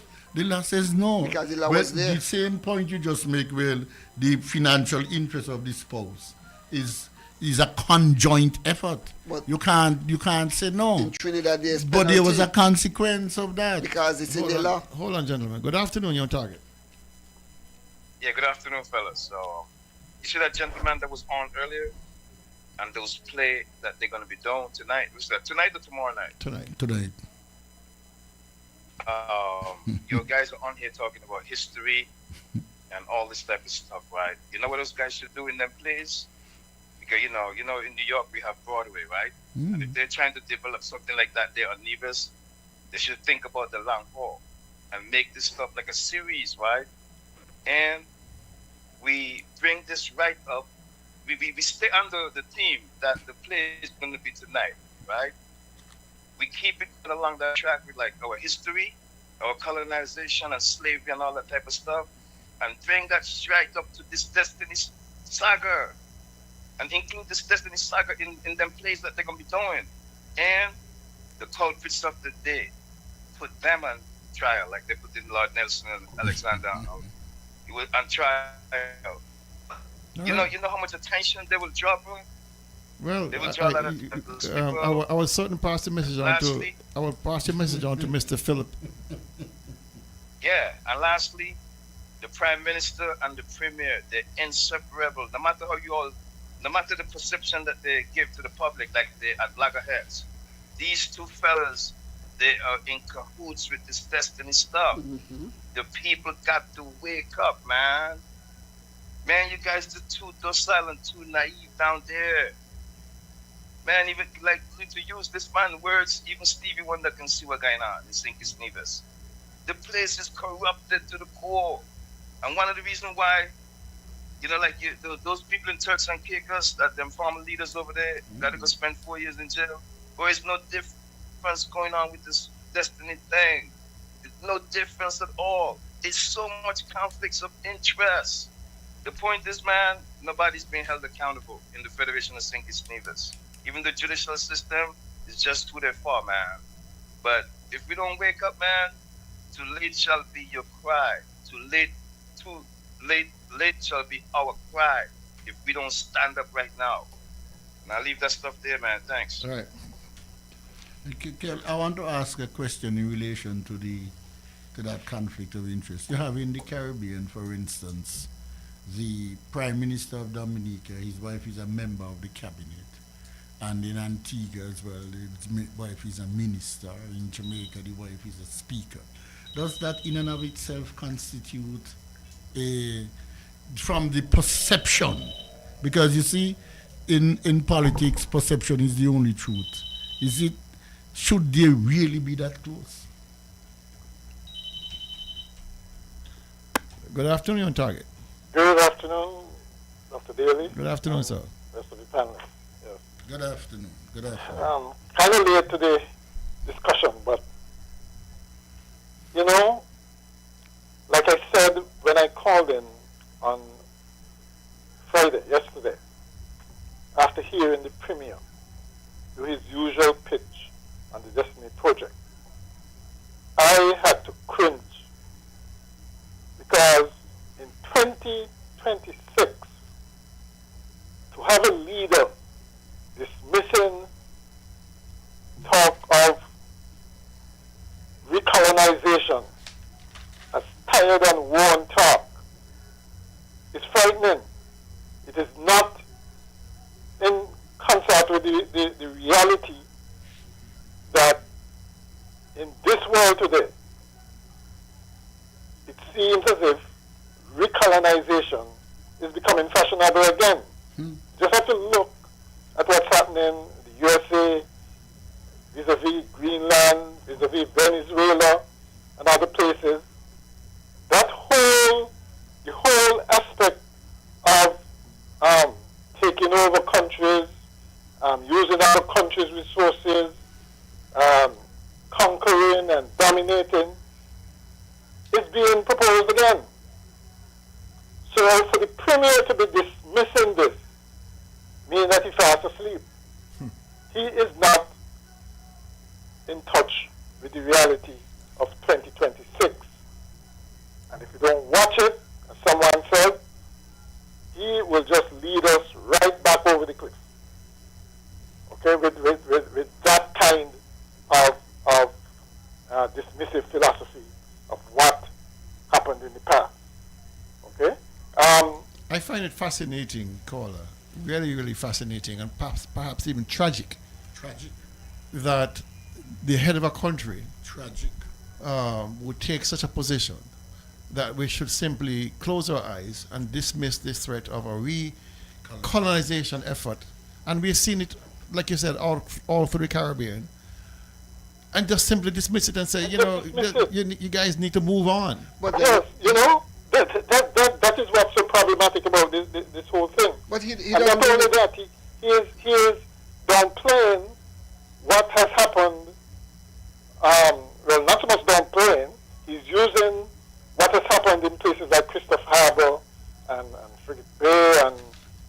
Kitchen Hill and so on, as if it's the same project and Four Seasons, But as if they're all alike, and it's misleading. But those are false. Those are false equivalents. Those are false equivalents. And I am happy that you would have addressed that matter, and I'm happy that Samakonda would have even called him out on it about this false equivalency he's pulling on people. Still the same nonsense. But the thing is, he's doing it so often that I think he's delusional in the sense that he really believes it, and that is what's so dangerous. Okay, he keeps saying the same things. Christopher Harbour is nothing like having 10,000 people come into your country and changing the character of your country. Nothing like it. And nowhere in St. Kitts is there a project like that. Okay? And so he should stop misleading people and Four Seasons should sue him for comparing Four Seasons with that Destiny project. Because it's so far from what the Destiny people seem to want to do. Now I agree we don't know the details of the project, but the snippets that we've had so far and what we know of the people who are involved in it is enough to tell us we should be even more than cautious. Okay? And another thing I noticed about the Premier yesterday in his remarks, it sounds to me like he feels that the four bones of contention, if you want to call them that the federal government had with the project, have been ironed out, which suggests that, well, a major hurdle or major hurdles to the project are over. If that is the case, it becomes even more urgent that people take a stand against this. Because I'm not, I get the impression that the federal government / the Prime Minister really not in favor of this project, certainly not as it was.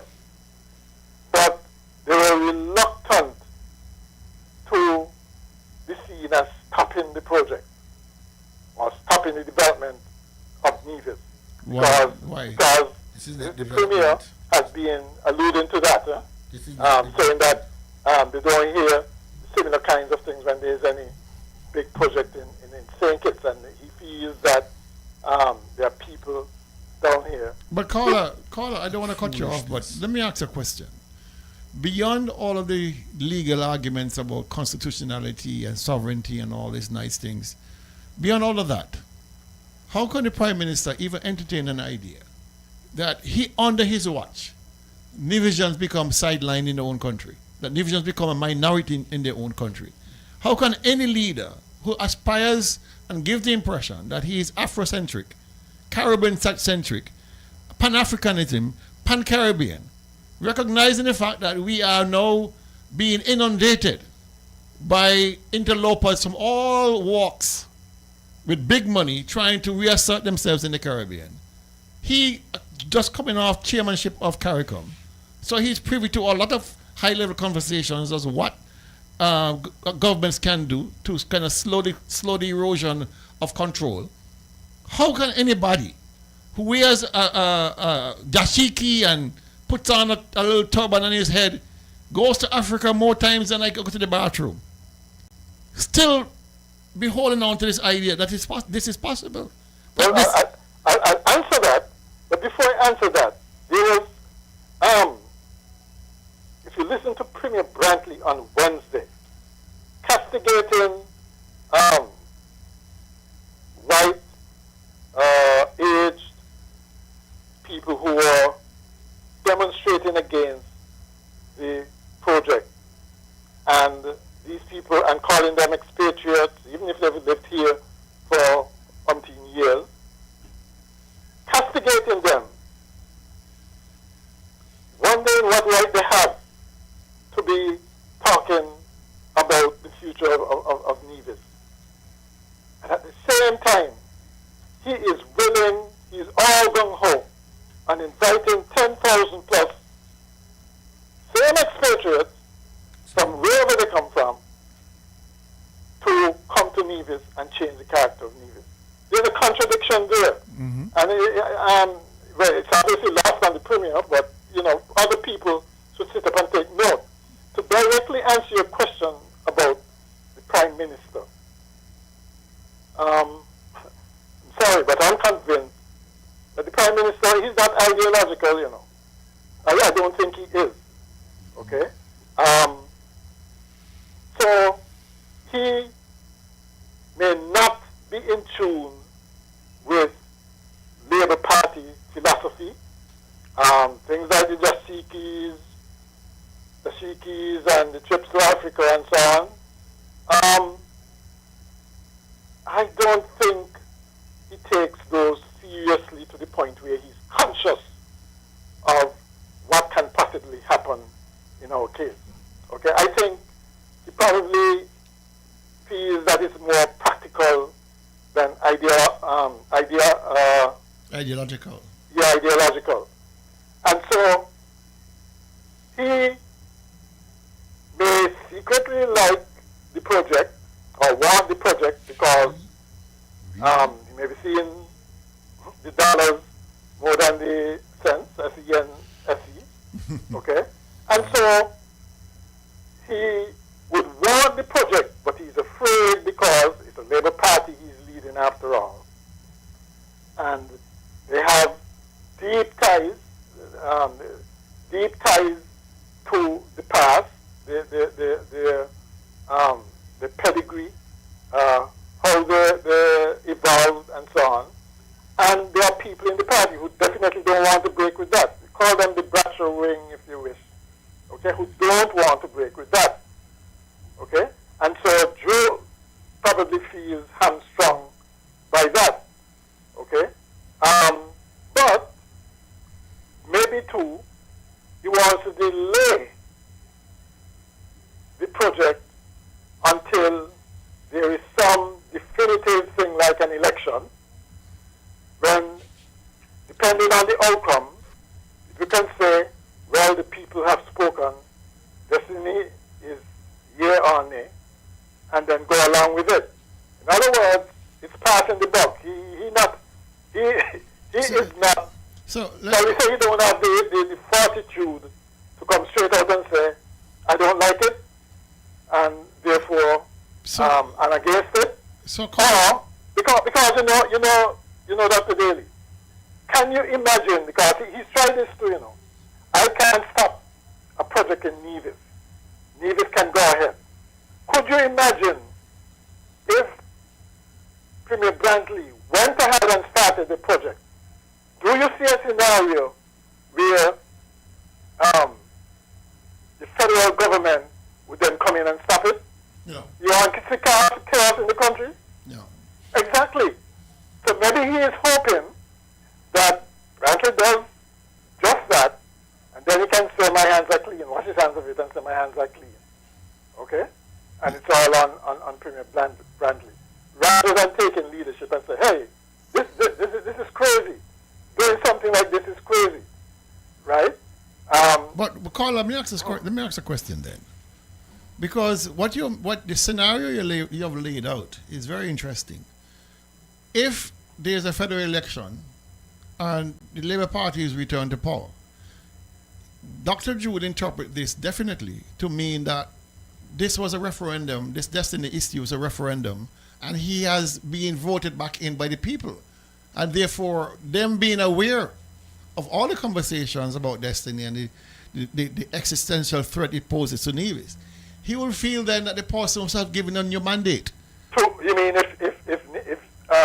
if CCM won in Nevis? If not only if CCM wins, but if Dr. Drew is returned, let's say the elections are in November, October, and Dr. Drew is returned to power on the existing conversations of destiny, assuming he hasn't signed it yet, he then will see this as a stamp of approval by the Kittitian public to say we have confidence that you are making the right decisions about destiny.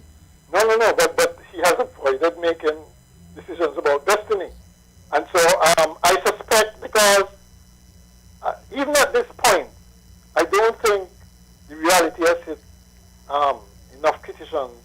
that this is actually, could actually impact them. Okay? And so they may be voting for the government in St. Kitts, the federal government, de facto. They may be voting on other issues. What you don't find? But if you don't. CCM is returned, Yeah. if CCM is returned, that is what would signal that the people of Nevis are in favor of destiny, because that is of clear and present danger to Nevis and Division. Mm-hmm. You see? And I think that is how Joe is probably trying to wriggle out of this, because really and truly, it's been with the federal government for months. If they wanted to act on it, they would have done so. They would have put in, the usual saying, if you want to delay something, put it in a committee. They could have come out definitively very early and said, we don't like this, change it or else. We ain't going along with this. They could have come out very early. They could have given Brantley time to renegotiate and that kind of thing. But they didn't. Okay? Because they're fearful, of seeming to interfere in something division, which of course Brantley would love to say. He'd love to play the St. Kitts Nevis card, okay, to advance the project. And you notice he did it yesterday too, He is convinced that there are people in St. Kitts, or he seemed to be saying there are people in St. Kitts who don't want to see a development like that in Nevis, because they see all kinds of development in St. Kitts, and they're not complaining. Well, let me ask one more question I have for you before you go. Don't you find it? I find it fascinating that neither PLP nor PAM has really weighed in significantly on this issue of destiny. Are they seeing it as a Nevis issue like the Prime Minister is seeing it? Why is it that this has not become topical with the PAM and the PLP? But the reason for that, I think, can stretch from sublime to the mundane to the other extreme, right? There are people who feel that, and you were going into it just now about the conflict of interest and so on, but there are people who feel that our whole political system in St. Kitts and the players, the important players in that system, talking about the parties, the personalities involved and so on, are compromised. An entire government? An entire government, opposition, political directorate are compromised. And they point to the fact that the Destiny people seem so desperate to have this in Nevis. Okay? Because at one point they suggested that, well, if we don't go along with what they want, they just go to another island or another place. But you notice they're still here. Okay? They're still here talking to, according to, was it Brantley who said they had meetings with the Attorney General and the division leaders, the division chief legal advisor or something like that, as well as the Destiny people. They're still talking. And it sounds like desperation to me. It sounds as if they're going to do anything to get that project going. Mm-hmm. Right? And so anything, including, unfortunately, influencing our political environment. The mere fact that they have been offering trinkets to Nivision, the whole Nivision public with the $100 per month thing and those kinds of things, that sounds desperate. Apart from the fact that it's insulting, it sounds desperate.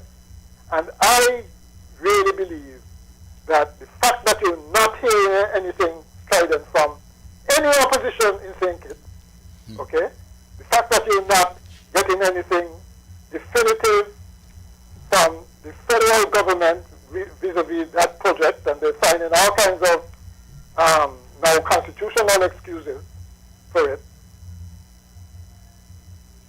That fact, those facts suggest to me serious has happened in our federation, unfortunately.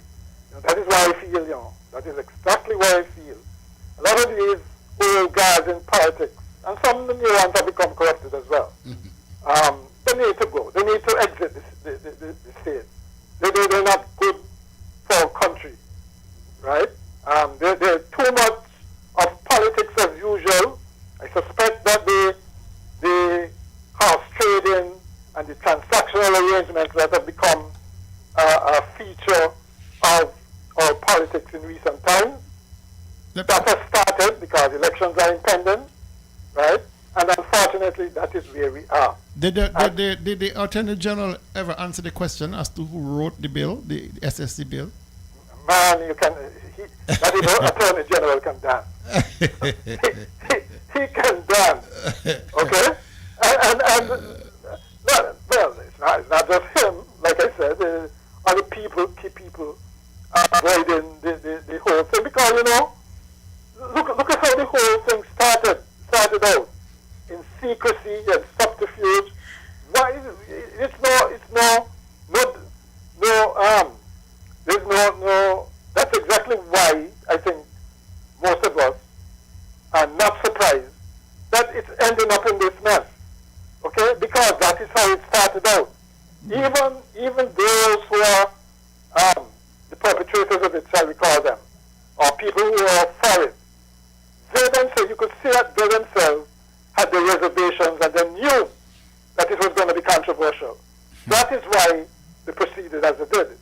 If that project was a good project for Nevis and the Federation, if it was going to do all the great things that they're going to say, that they say it would do, you don't think they would promote it as such? They would be glad to put these people out there. This is how they're going to finance it. This is the people who are involved. These are going to be the arrangement. That is how you promote it.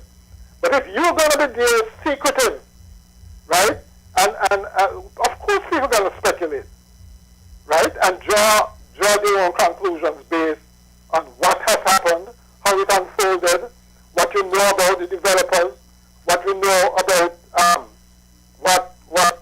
what has happened in the past in projects like this, whether it's Honduras or wherever else, right? They know that people were going to have reservations. That is why they proceeded as they did. And so now to come, and you notice now he's coming and saying, yesterday he said that he basically said, at least with this project, nobody knew about the Four Seasons Accord, the details of it. Not the Accord, the Four Seasons Hotel. Yeah, the arrangement. Nobody knew about Christopher Harbour. Nobody knew about Fort Thomas and other places. And that at least with the Destiny project, they will know. But look at the points that we will know. After the federal government and the NIA have signed off on it. In other words, just before it goes for final ratification by the Federal Assembly. From our history, do you see many changes happening after it reaches that point? Nope. No, they're going to give us a fait accompli, and we're going to have to swallow that hook, line, and sinker. Well, It's just a big mess, and Brantley could say all he wants about pundits, because the other thing he's doing is saying, well, we're talking, his favorite line, you want to take bread out of people's mouth and can't give them biscuit. But there's no bread in what you pointed out about, well, we're talking, but what alternatives are they bringing? What do you want us to do? As if that is the only thing that can be done. There are lots of countries that have found ways to survive and thrive. And whether it be Bermuda, you can name the countries without having to resort to these kinds of desperate kinds of solutions that they are planning. All right. Thank you, Paula. All right. That was quite a conversation, gentlemen. And there's so much to digest there. Yes. Go ahead, Danny. I just say, based on what the caller was alluding to, we just have to conclude this is foolishness and it must not happen in Nevis. And there are enough people in Nevis with the financial, economic, and good sense to develop any project we want to get to develop the Southeast. The Southeast Peninsula in St. Kitts was developed with the efforts of the governments and various people. We can do something similar in Nevis. And they didn't give away the land. When you land on the sea bridge, you drive through, and so on. So the whole idea of anything, Kelly, if I was in the government, and we had opportunity to do this, projects came, this is not a project, this is a settlement. Projects came and we will look at it and we say, fellas, no, this can't work. Very simple. Listen, Very simple. We I would have dismissed this long time. take the call and It then is offensive to black people. That's what it is. Good afternoon, you're on target. Hi, good afternoon, Dr. Dilly. Good afternoon, Tulu and Mr. Daniel. Good afternoon. Really, there's a lot to talk about when it comes to this situation. We know that we have an idiot that we call a premier and a disrespectful fool. The judicial system, I've always questioned it. Okay? Mr. Daly, you made a point this afternoon. I don't know if it was you or Mr. Daniel, but the point was we know what they're doing is wrong. What next? Who hold them accountable for what they're doing wrong? And if there's no accountability, which means your judicial system is not working. Okay? And that's one of the biggest problems I have there in St. Kitts Nevis. It's not working. We put all kind of things in place. Public Accounts Committee, integrity in public, all this stuff I keep hearing about, but nothing is working, brother. And there's a farm, an element of criminality is going to creep into St. Kitts and Nevis, and it's going to overtake them. Okay? A lot of people think they don't like to hear me speak like this, but you have to speak like this. If a person keep doing you wrong, and he's not held accountable for what he's doing wrong, the person is going to push back. Okay? You have no other via way, okay, of getting your justice. There's no justification. You don't get it because the system is not working. So what do? That's what they're looking for there. And it's gonna head and come to them. Because somewhere, somehow, he might have to be stopped. Okay? I listened to the program yesterday on Freedom FM.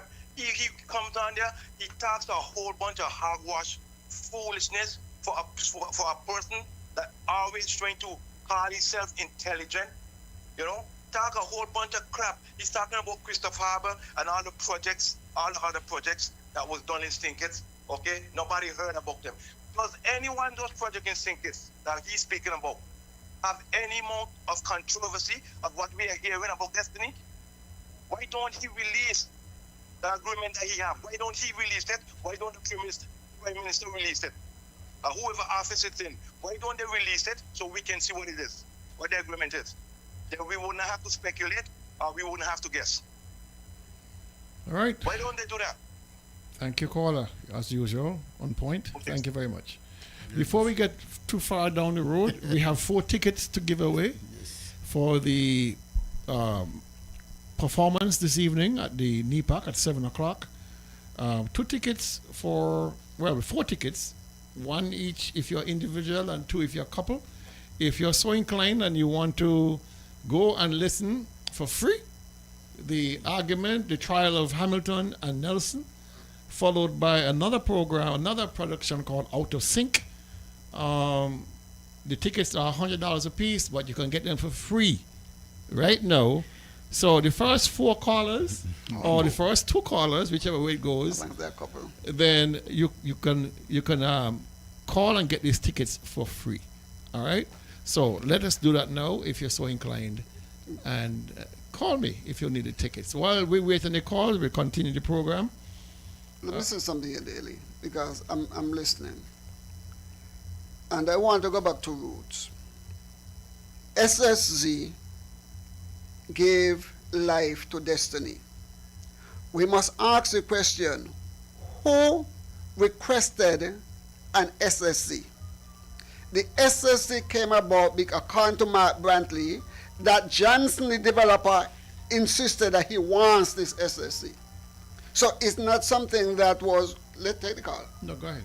It was not something that was created by the Attorney General, as he wants to say in his office. Why did Johnson demanded an SSC? Johnson did it because, according to Johnson, he had discussions with the Premier of Nevis, the government of Nevis, and the government of St. Kitts. Out of those discussions, okay, let's take the call. Good afternoon, you're on target. Good afternoon, Mr. Daly. Good afternoon. Yes, I'm calling for the ticket. Okay, the tickets or ticket? Tickets. Look at she not gonna couple. I know you to be married. She not gonna couple. You know me married? She not gonna couple. I am married. Who you married to, Jesus? All, everybody. You too, you and all. You and all. You get a fortune married. Oh, Lord. Okay. I want to go with my... So, me and Sicily going. Oh, you're in Sicily. No problem. So I have Yeah. 2 tickets for you in Sicily. Thank you. And where do I leave them? Where you could left them for me when you left there, boy? Left them by Miss Farrell's store in town. By Miss who? Ashley Farrell. Ashley Farrell. Okay, no problem. We'll do that. Yeah. Thank you much. Okay, me and Sicily going. All right, Okay, nice. bye. All right.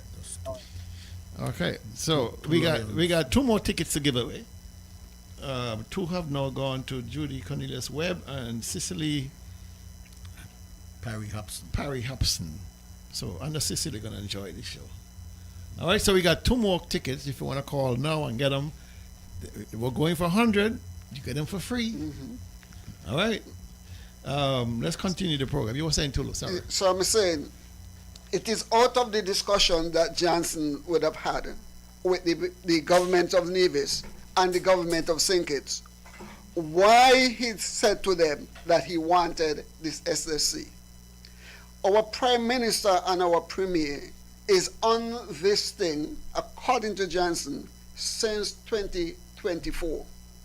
Okay? And so we have to look here that Johnson is the one who demanded what he wants, and he's getting everything that he wanted as far as he can go outside of the lands. The Prime Minister is in favor of destiny. He didn't expect the pushback that he's getting back, and so it happens here. Let's take this one. Good afternoon, you're on target. Good afternoon, you're on target. The ticket's finished? No, we have 2 left. Oh, can I send Tulu and his wife? Nice try. Nice try, sweetheart. Tulu was given Greg personally invited Tulu, but Tulu has said that he has an engagement this evening, so he won't be able to make it. Can I send you and whoever you choose? No, I have engagement myself. Okay. You Sylvester Pemberton, he'll find somebody to go with him. Well, Sylvester will have to call in. No, I prefer to give them somebody who calls in because I don't know his position. Oh, I can't do that. My ticket to somebody? Well, these tickets are so expensive and so exclusive. I don't want to give them to somebody who may not show up. Yeah, we want somebody who's going to go. Oh, I catch you. I agree with you. But Sylvester, call in and see if you want to go. Okay, Ron. Later. Okay, have a good weekend. All right, bye. I love you. Love you too, darling. Oh, you got people loving you from far. All right, so we still have 2 tickets to go, and people need to call in. The people have been asking what are the 4 areas that has caused this contention with the SSC and the Destiny project. We were told. We were not told, but I got 2 brain cells in my head. Okay. And I kind of figured out exactly where the issues are. I'd like to hear. Let's see if this is a caller who You wants know, tickets. I wouldn't engage my mind in that level of depth. Good afternoon, on target. Are you dismissed? He said, "Me call him for the ticket. I call him to say, and you all were talking. If you make it back, you dead in the wind. You dead in the wind. You cannot go that government headquarters like that there. We ain't defending them kind of leaders there. Them there account to heavily selling out black people. He and the boy man Bradley in car. They know what right now. Money pass. Account to talk to us. Money pass. I gone. All right, thank you. Good afternoon, you're on target. There's a ticket call, Yeah, we lost both. We had a call coming in, but we lost it. Yeah. So no, the four areas of contention has to do with the request or the demand by Johnson and Destiny to have their own customs and immigration. Oh, let's see if this is a ticket call. Good afternoon, you're on target. Good afternoon. Good afternoon. The tickets are given already? No, we have two left. You have two left? Okay. Yeah. Where do Excuse me? how do I get them? Who am I speaking to? Ali. Oh, Ali. My cousin Ali? Yeah. Okay. I could leave them. Where you want to leave them? I could leave them by the police station for you. No. Where you want me to leave them? Okay. After you're done this show, just give me a call. Okay, cool. All right, I will do that. All right, thank you, Ali. All right, so the tickets are gone, so nobody was calling. Ali and Co. Ali and Co. All right, so thank you for that. Yeah, the four areas that we were talking about: customs and immigration, and that, of course, plays into the idea of border security, border control. And you heard them clearly say that they want their own port, their own customs and immigration, stuff like that. Then, of course, the second area, broad area, security, internal security. You have heard the Prime Minister come out and say, listen, our Commissioner of Police and the Police High Command must be in total control, just like any other place. Our court system, that's another area of contention, that they want their own courts, and we are saying no way. And of course, broadly speaking, conflicts with labor and social security. All right, so those are the four broad areas that are in conflict with the Destiny people. And so it is quite important that if Destiny is to succeed, then either we are going to change our constitution to allow this to happen, or something, something. Hold on, it's coming. Hold on. Good afternoon, on target. Yes. What time is it play? 7 o'clock. Oh, it's up to the Hello? I'm going to call you and tell you where to leave the ticket. Hold it, okay? Okay, cool. Yeah. The thing is, Kel, we have to go, because yes, the cricket. Now. My simple position, two things I wanted. I want, first of all, before we go, to commend Greg for that level of consciousness in arriving at this discussion with Hamilton, and commending, congratulating. And finally, Kel, I want to say, and imagine yourself in a cabinet, in a government, and you get a proposal to say, hey, we want our own customs, our own internal security, our own private court system, and our own labor and security. You dash it in the seawater. And that is where Destiny must go now. Nobody must pay any further attention to it. It is not what the paper is written on. When it comes to taking the four key elements, security, security, immigration, and customs, you want to come in a black country to operate like that. And any further discussion on that is to be dismissed. And my position is, if I was a government minister, and anytime they have that discussion, I'd make myself absent from the cabinet. I wouldn't go. And I know if I was in a cabinet with Joseph W. Parry, we would have tossed that in the seawater long time, in the deepest depth. And that's where that must go. My final word. Thank you. All right. I'll reserve all my final words for next time. Good afternoon, On Target. Final call. Oh, final. Yeah, well, listening to Mr. Daniel just now, right, it occurred to me, I was really impressed with the Greg's presentation. Mm-hmm. And, you know, I just wondered, was this authentically in the vision in the sense that this idea of incorporating the two, Hamilton and Nelson, and having this production, is it entirely in the vision or is it patterned after something else? Nivision. Totally in the vision. Totally. So, in actual fact, they can go places with this because, I mean, just the intrigue and so on about it, I mean, this sounds like something that may whet the appetites of people in both the United States and England. I think so. I think it'll go very far. You know, so let's hope that it's really successful and that they go places with it. Thank you. There is a different spin on the Hamilton story. Yep. For sure. Thank you. Then. Thank you, caller. All right. Folks, we are done for today. I do thank you for your attention. Thank you for your calls. I thank you for your feedback on the Facebook feed. We had a wonderful time, right, guys? Yeah, man. We had a wonderful time. We'll see you next week, Saturday. No, next week, Saturday is tricky because next week, Saturday is food fair. I'm just wondering whether people are going to be listening or they're going to be out having their lunches and dinners and all that. Okay. All right. So we're out of here till next week. See you next week, Saturday, same time, same station. Be safe. Be good. God bless.